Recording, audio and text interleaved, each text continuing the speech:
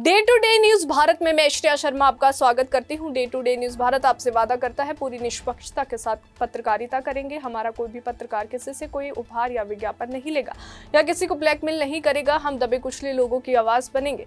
हमारा चैनल ऐसे व्यक्ति की कोई खबर नहीं चलाएगा जो भोले भाले लोगों को मूर्ख बनाकर धोखा देता है। Day to day news Bharat का लक्ष्य है लोगों की नजरों में लोकतंत्र के चौथे स्तंभ को मजबूत करना है। अब बात करते हैं खबर की जो हरियाणा के अंबाला से सामने आ रही है। मुसीबत की इस घड़ी में पूर्व राज्य मंत्री असीम गोयल ने एक बार फिर ये साबित कर दिया है कि अंबाला शहर की जनता उनके लिए सर्वोपरि है और शहर में बाढ़ जैसे हालात बने हुए हैं। लेकिन ऐसे मुश्किल समय में असीम गोयल रात के अंधेरे में भी लोगों के बीच मौजूद नजर आए।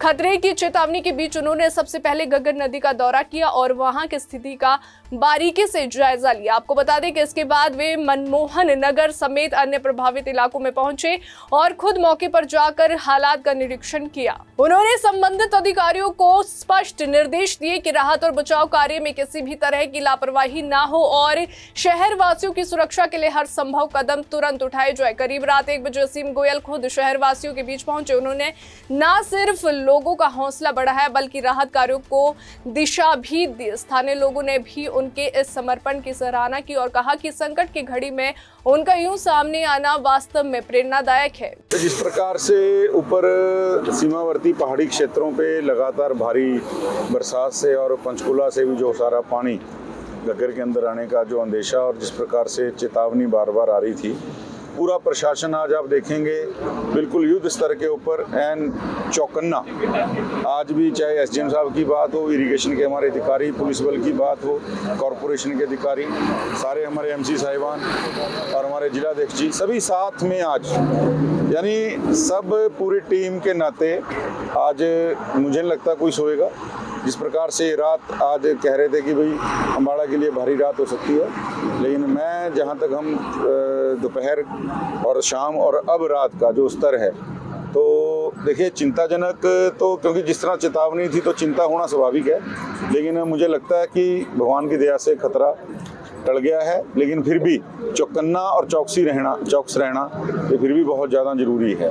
और मुझे लग रहा है कि जिस प्रकार से सारे एक टीम होकर काम कर रहे हैं, इस जो एक चेतावनी वाली बात थी या जो एक संकट आया था वो मिलके पार पा लेंगे और घबराने की ऐसी कोई ज़रूरत नहीं है। एक फ्लड गेट यहाँ बनाया था जो पिछले बार फ्लड आया, उसकी वजह से भी बल्कि सारा पानी अब घूम के द्वारा घग्गर में जा रहा है। घग्गर का पानी शहर में नहीं जा रहा। अगर वो फ्लड गेट ना होता तो वो सारा पानी घग्गर का जो अब आगे सीधा जा रहा है वो हमारे शहर में आके तबाही मचा सकता था, हमारे नीचे के एरिए डूब सकते थे। लेकिन इस गेट से क्या हुआ, घग्गर का पानी घग्गर में ही रह गया, हमारे शहर की तरफ नहीं गया।